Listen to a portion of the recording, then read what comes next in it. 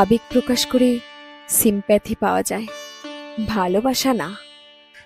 চোখের জলে কখনো সম্পর্ক বেঁধে রাখা যায় না, বরং সে সম্পর্ক আরো অবহেলায় জর্জরিত হয়ে যায়। তুমি কেঁদে কেঁদে তার মন নরম করতে চাইছো।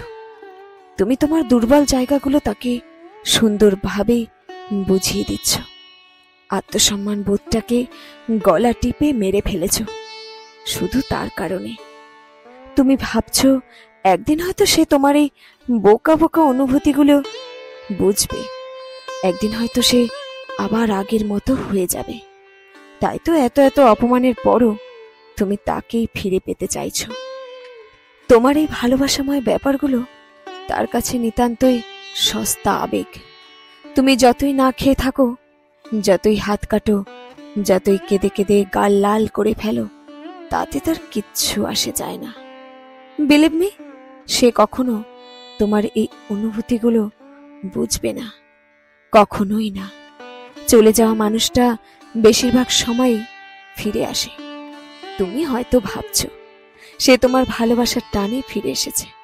না, সে তোমার ভালোবাসার টানে ফিরে আসেনি। সে ফিরে এসেছে তোমাকে আগের থেকে আরো বেশি কষ্ট দিতে। হ্যাঁ, তোমার ভালোবাসাটা স্পেশাল, কিন্তু তুমি যাকে ভালোবাসো সেই মানুষটা তোমার চারপাশে ঘটে যাওয়া প্রতারণার গল্পের প্রতারকগুলোর মতোই একজন। তুমি যত দুর্বল হবে, যত স্যাক্রিফাইস করবে, সে তত তোমাকে অবহেলা করবে। তার দেওয়া প্রতিটা কষ্ট নীরবে মেনে নিয়ে তুমি তার সিম্প্যাথি পাবে, ভালোবাসা না। 50 বার কল মেসেজ দিয়ে একবার রেসপন্স পেয়ে তুমি খুশিতে লাফাচ্ছ। মনে রেখো, এটা ভালোবাসা না, এটা তোমার অনুভূতির বিনিময়ে পাওয়া ছোট্ট একটা সিম্প্যাথি। একসময় বারবার চেষ্টা করেও তার সাথে কথা বলতে পারবে না। হঠাৎই হয়তো একদিন বিরক্ত হয়ে সে তোমার নম্বরটা ব্লক লিস্টে দিয়ে দেবে।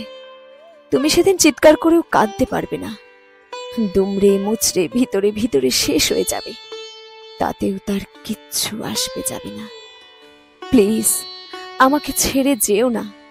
এই হৃদয় বিদারক কথাটার মর্ম সে কখনোই বুঝবে না। তাই তোমার এই অমূল্য ভালোবাসা, অমূল্য চোখের জল, অমূল্য অনুভূতিগুলো সেখানেই প্রকাশ করো, যেখানে তুমি গুরুত্ব পাও।